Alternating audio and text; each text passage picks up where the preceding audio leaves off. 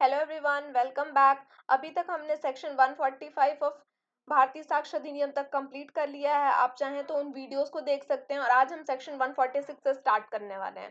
Section 146 is talking about the leading questions. Leading questions ऐसे questions होते हैं जिन questions में ही उनके आंसर छुपे रहते हैं।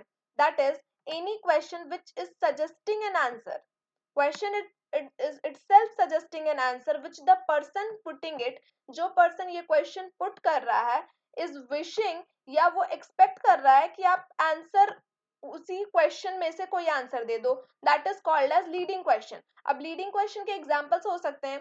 फॉर एग्जांपल, अगर मैं आपसे पूछूं कि क्या आप दिल्ली में रहते हैं, तो this is the leading question. अब इस क्वेश्चन में आपको सिर्फ हाँ या ना कहना होगा। यहाँ पर आंसर ऑलरेडी छुपा हुआ है इस क्वेश्चन में। अगर मैं आपसे पूछती हूँ कि वेयर डू यू लिव, आप कहाँ रहते हैं, तो ये लीडिंग क्वेश्चन नहीं होगा बिकॉज इसमें कोई भी आंसर नहीं छुपा हुआ है।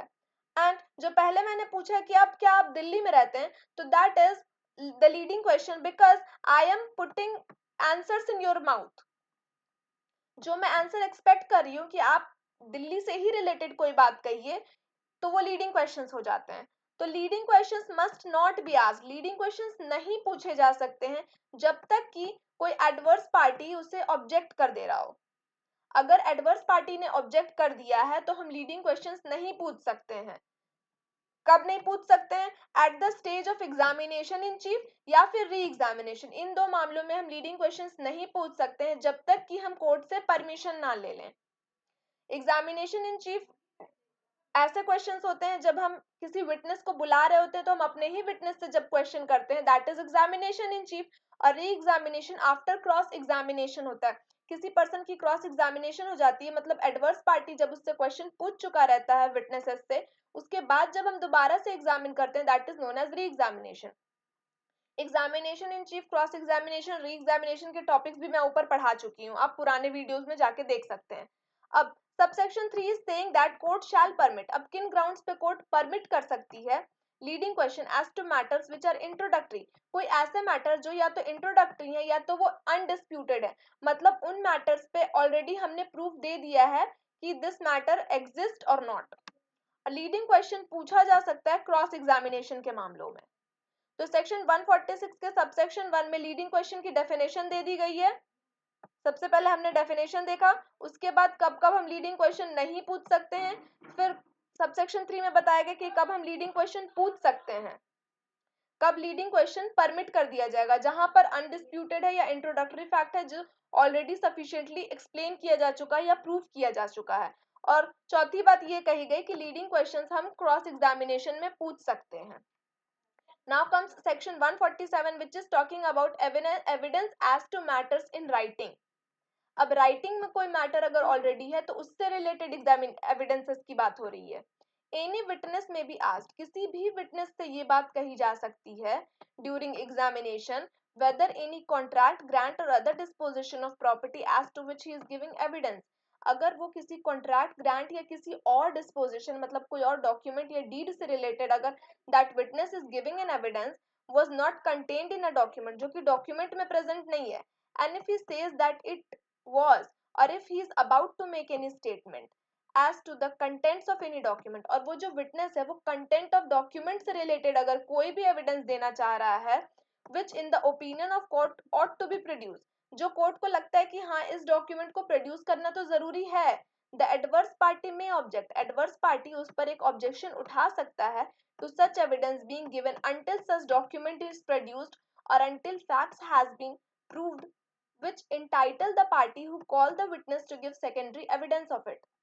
तो 147 में ये बात कही गई कि अगर कोई भी विटनेस किसी भी तरह का एविडेंस देना चाहता है रिगार्डिंग किसी डॉक्यूमेंट का या कंटेंट ऑफ डॉक्यूमेंट से रिलेटेड, तो एडवर्स पार्टी ये सवाल उठा सकता है कि हाँ अगर आप डॉक्यूमेंट की एविडेंस देना चाहते हैं तो पहले आप डॉक्यूमेंट को कोर्ट में प्रोड्यूस करिए।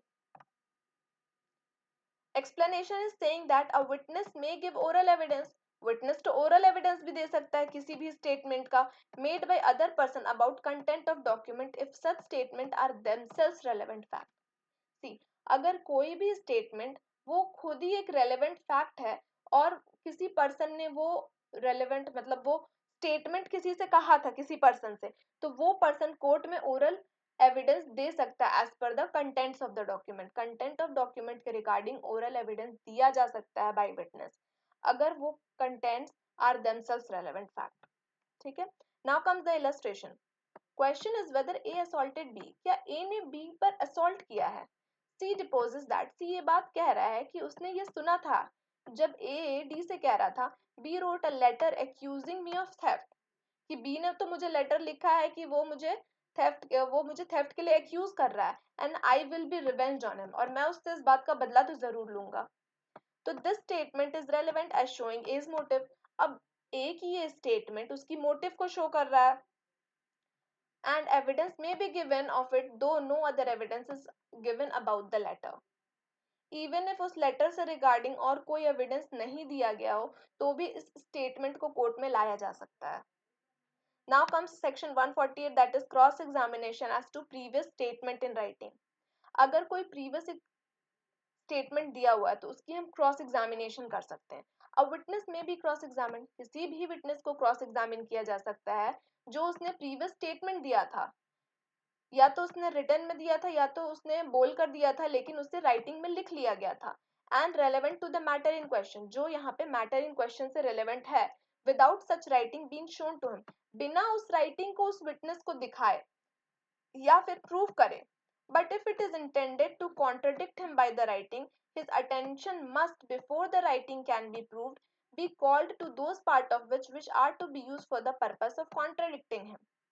सबसे पहली बात, विटनेस को क्रॉस एग्जामिन किया जा सकता है उसी के प्रीवियस स्टेटमेंट को लेकर, और उस समय प्रीवियस स्टेटमेंट में उसने क्या कहा था वो बात उसे बताने की जरूरत नहीं है विटनेस को। लेकिन अगर हम उसके किसी प्रीवियस स्टेटमेंट को कॉन्ट्रडिक्ट करना चाहते हैं कि पहले तो तुमने ये बात कही थी अब तुम दूसरी बात कह रहे हो, अगर हमें ये करना है मतलब उसके प्रीवियस स्टेटमेंट को हम कॉन्ट्रडिक्ट कर रहे हैं, तो उसके लिए हमें उस डॉक्यूमेंट को लेकर आना पड़ेगा या मतलब उस रिटन स्टेटमेंट को लेकर आना पड़ेगा जहां पर ये बात लिखी है कि विटनेस ने पहले क्या कहा था, और उस स्टेटमेंट पर विटनेस का ध्यान ले जाना पड़ेगा कि देखो याद आया तुम्हें कि तुम ये बात पहले कह रहे थे और अब तुम दूसरी बात कह रहे हो। तो जब हमें कॉन्ट्रडिक्ट करना होगा तो उस स्टेटमेंट को कोर्ट में प्रेजेंट करना पड़ेगा और उस स्टेटमेंट पर ध्यान ले जाना पड़ेगा विटनेस का। This is section 148। Now comes 149 which is talking about the questions lawful in cross examination। ये हम नेक्स्ट वीडियो में करेंगे। Thank you.